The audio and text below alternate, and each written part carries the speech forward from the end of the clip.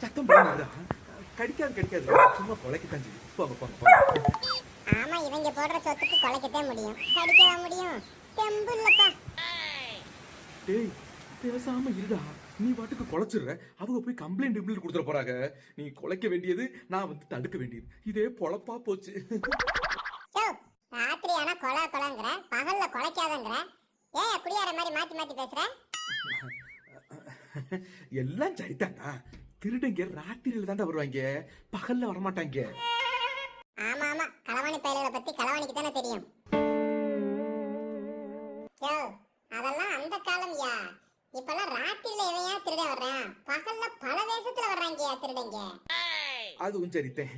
சரி, மத்தியான நேரத்துல மயக்கமா வருது, நான் போய் செத்த படுக்கிறேன். வீட்டை பாத்துக்க. இந்த வீட்டு சோத்த தின்னு மயக்கம் வர